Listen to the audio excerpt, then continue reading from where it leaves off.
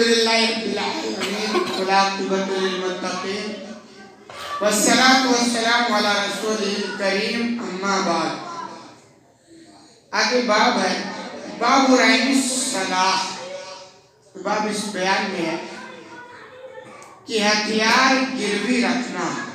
اس سے پہلے ہم نے بتایا کہ گروی یا رہن کہا جاتا ہے کہ آدمی کسی سے کوئی چیز قرضے پہ لے اور بطور کوئی چیز اس کے پاس ثبوت کے رکھ دے کہ یہ سامان یہ چیز یا قرضہ میں واپس دوں گا تو میرا سامان تو مجھے ریٹرن کر دینا.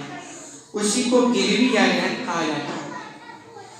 تو حدیث میں آتا ہے کہ اگر کوئی آدمی اپنا ہتھیار جنگ میں جو چیزیں استعمال کی جاتی ہیں لڑائی میں وہ بھی اگر گروی رکھنا چاہے تو رکھ سکتا ہے. حدیث نمبر ہے 2510. جابر بن عبداللہ رضی اللہ عنہما سے روایت ہے. کل کہتے ہیں قال رسول اللہ صلی اللہ علیہ وسلم من لکعب بن اشرف. کہ آپ صلی اللہ علیہ وسلم نے فرمایا کہ کعب بن اشرف کے لیے کون ہے؟ فَإِنَّهُ آذَى اللَّهَ وَرَسُولَهُ. کیونکہ وہ اللہ اس کے رسول کو تکلیف پہنچاتا ہے. کعب بن اشرف یہ بہت مشہور آدمی تھا, یہودیوں میں سے تھا, سرمایہ دار تھا, پیسے والا تھا.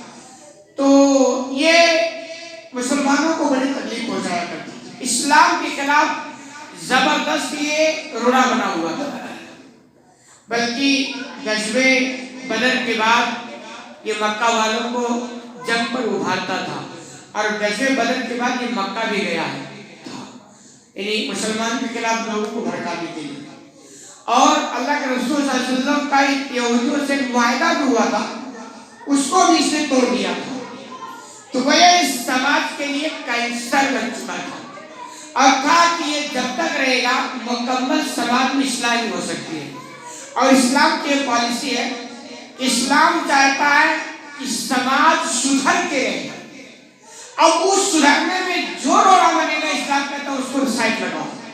اب سائڈ زبان سے لگا سکتے ہو زبان سے لگاؤ, ہاتھ سے لگا سکتے ہو ہاتھ سے لگاؤ, اور اگر نہیں تو ہاتھوں پائی یعنی جو بھی طاقت کا استعمال کر کے لگانا کہ استھتی پیدا ہو جائے وہ آپ کر سکتے ہو. تو ایسے کعب بن اشرف یہ سماج کے لیے کینسر بن چکا تھا. تو آپ صلی اللہ علیہ وسلم نے کہا کون ہے جو اس کو ٹھکانے لگا دے. جبکہ آپ صلی اللہ علیہ وسلم ایسے مطلب حالات آپ کے بہت کم ہوتے تھے, اس طرح بیان کم دیا کرتے تھے, لیکن چونکہ یہ تنگ کر چکا تھا تو آپ نے فرمایا کون ہے اس بندے کو ٹھکانے لگا ہے. سرمایہ داری یہودیوں میں سے تھا کیونکہ اللہ اس کے رسول کو تکلیف پہنچاتا ہے. فقال محمد بن مسلمہ, تو محمد بن مسلمہ نے کہا انا, میں اس کام کے لیے مسلم. اب صحابہ کرام کا ایمان کیسا تھا آپ کو پتا ہے. نبی کریم صلی اللہ علیہ وسلم کے اشارے پر مر مٹنے کے لیے وہ تو تیار رہا کرتے تھے نا. تو محمد مسلمان نے کہا کہ اس کام کو میں انجام دوں گا.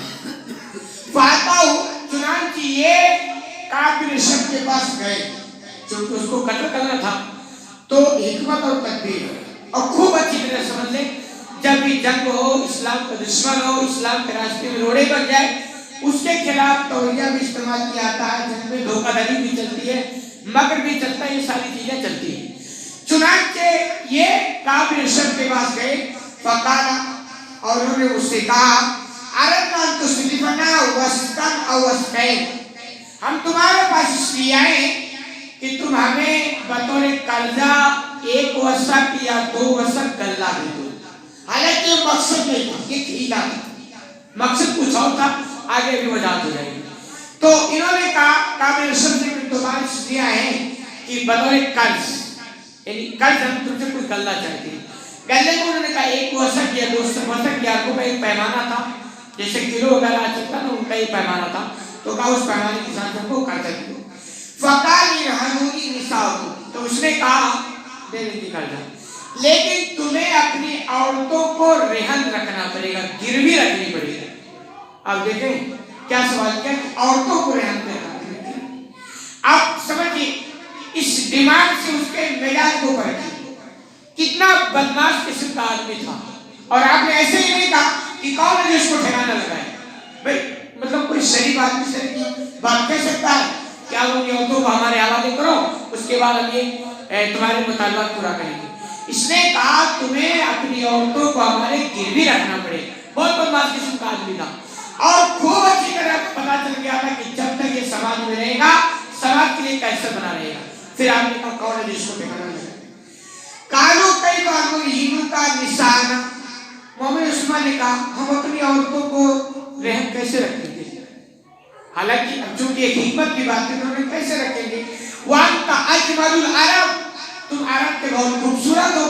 یعنی حکمت کی بات بولی سبب کے ساتھ. حالانکہ یہ چیز تو بہت گرو دلاتی ہے ایمان کو نا, لیکن چونکہ وہاں نبی کریم صلی اللہ علیہ وسلم کے مشن تھا اس کو پورا کرنا تھا. تو نے کہا تم تو بڑے خوبصورت ہو, تمہاری مقابلے میں ہماری عورتیں کہاں رہ نہ سکتے, کہاں بھی رہ سکتے. کالا پر حلونی ابناکم, تو اس نے کہا اچھا عورتوں کو نہیں تو تم اپنے بیٹوں کو رہن پہ رکھ دو. یعنی یہ کہ تمہیں قرضہ چاہیے تو رہن رکھنا ہی پڑے گا, کچھ لینا پڑے گا بطور ثبوت. تو انہوں نے کہا بیٹوں کو رکھ دو. کالو کئی بنا رانا ابنانا فیوسق وعدو فیقال روینا بوسکن او وسکین. تو انہوں نے کہا ہم اپنے بیٹوں کو رہن کیسے رکھیں؟ لوگ کیا کہیں گے؟ لوگ ہم کو برا بھلا کہیں گے کہ ایک وسق یا دو وسق گندک کے لیے انہوں نے اپنے بیٹوں کو رہن پہ رکھ دیا, گروی رکھ دیا. اس طرح بات کی لوگ سمجھ کیا کہے گا بھائی کہ بھائی تھوڑی سی گندک کے لیے اولاد کو رہن پہ رکھ دیا.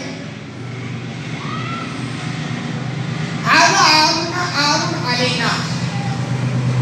محمد بن مسلمہ نے کہا کہ ہمارے لیے بڑی شرم کی بات ہو کہ ہم اپنی بیٹوں کو اس طرح گلہ حاصل کرنے کے لیے گروی رکھتے ہیں. وَلَكِنَّا نَرْحَنُكَ اللَّعَامَةَ, لیکن ہم ایسا کریں رہن میں اپنا ہتھیار رکھ دیں. یہ ہتھیار باپ سے تعلق ہے کہ آپ قرضہ لیں تو بطور رہن بطور گروی ہتھیار رکھ سکتے ہیں. تو محمد عثمان نے کہا عورتوں کو چھوڑو بیٹوں کو چھوڑو, ایسا ہمارے پاس جو ہتھیار ہے اس ہتھیار کو ہم رہن لیں گے. ایک بات کرنے رہ گئے, حالانکہ کچھ کرنا نہیں تھا, مشن کچھ اور تھا. کہہ رہے کہا سفیان یعنی السلام. سفیان نے علامہ کی تصریح کی ہے کہ مراد ہتھیار تھا, یعنی ہتھیار رکھنے کی بات انہوں نے کی. فوادو ویاتیہ فقتلہ, چنانچہ وہ وعدہ کر کے چلے گئے کہ صاحب ہم کسی دن آئیں گے جلدہ لینے اور ہتھیار رکھنے. اس طرح کی بات ہوئی. کہنے اس کے بعد وہ گئے اور واپس آئے تو اپنی ایک جماعت کے ساتھ آئے اور وہ مشن کا پورا, جس کا واقعہ اس میں نہیں ہے دوستی حدیث میں, کہ یہ طے کر رکھے تھے کہ ہم کچھ لوگ جائیں گے اور چونکہ یہ پہلے سے تال میل کر کے آئے تھے کہ ہم گلہ لینے آئیں گے. تو یہ جماعت کے ساتھ پہنچے اور طے کر رکھا تھا کہ ہم ان کے سر کو سوکھنے کے بہانہ میں پکڑوں گا. یہ محمد عثمان نے کہا اور جیسا میں پکڑوں گا تو دوسرے ساتھیوں سے کہا تو اس کے گردن کو کیا مار دینا. چنانچہ اس طرح جب اس کے پاس پہنچ گئے تو دوسری حدیث میں کہ محمد کعب بن اشرف کی بیوی جب یہ لوگ پہنچے نا آواز دی تو کعب بن اشرف نے کہا مجھے گڑبڑ نہیں لگ رہا. اس کی بیوی نے کہا مجھے گڑبڑ لگ رہا. کبھی کبھی حالات کا پتہ چل جاتا ہے. تو بیوی نے کہا مجھے گڑبڑ لگ رہا ہے. تو کعب بن اشرف نے کہا کوئی گڑبڑ کی بات نہیں, وہ محمد بن مسلمہ ہے جس کو میں جانتا ہوں, کسی کام سے آیا ہے, دروازہ کھولا جائے کوئی مسئلہ نہیں. کہہ اس کے بعد جب یہ گئے اور ملاقات کیے تو خوشبو بہت اسٹینڈرڈ لگا رکھا, بہت اچھی خوشبو آئی. تو انہوں نے کہا یار بہت اچھی خوشبو آئی. تو اس نے خود بتا رہے ہیں اپنا سر بڑھا دیا کہ دیکھو سوگو میں بہت خوشبو میں لطپت ہوں اور اس وقت میری پاس سب سے خوشبودار عورت بھی موجود ہے, یعنی عرب کی جو خوشبودار عورت. تو انہوں نے تھوڑی تعریف کی تو وہ خود مل گیا اور اس کے بعد موقع کے تلاش میں تھے. اس کے بعد انہوں نے سوگنے کے بعد سر کو پکڑا جکڑا اور دوسرے تاکیوں تلوار سے حملہ کر کے گردن کو الگ کر دیا. ثم آتو, ان لوگوں نے کعب بن اشرف کو قتل کر دیا. پھر نبی کریم صلی اللہ علیہ وسلم کے پاس آئے فاخبروا, اس پورے واقعی خبر آپ صلی اللہ علیہ وسلم کو دی. دوسری حدیث میں کہ آپ صلی اللہ علیہ وسلم بڑے خوش ہوئے اور ان کے لیے دعائیں خیر بھی دی. بجائے اگر دیکھا جائے تو یہ کیوں لگ رہا ہے کہ اللہ کے رسول صلی اللہ علیہ وسلم اس طرح کی حرکت دیکھیں. اسی لیے اسلام اعتدال کی بات کرتے ہیں. آپ بڑے رحم و کرم والے بھی تھے, لیکن آپ دیکھیں چوری کرنے والے پکڑے گئے تو آپ جذبات میں آ رہے کہ سزا ملے گی. کیوں؟ اگر دنیا کا منظم چلانا ہے نا تو اصول کی پابندی بڑی ضروری ہے. تو سماج ایک آدمی کے لیے سماج برباد ہو رہا ہے تو سماج کو برباد نہیں کیا جائے گا, اس ایک آدمی کو برباد کیا جائے گا. اجتماعیت اسلام دیکھتا ہے کہ ایک آدمی کے لیے 10 لوگ بگڑ رہے ہیں, طریقہ اس ایک آدمی کا علاج کرو. 10 آدمی کے لیے پورا ملک خراب ہو رہا ہے تو طریقہ ہے کچھ 10 آدمی کا علاج کرو.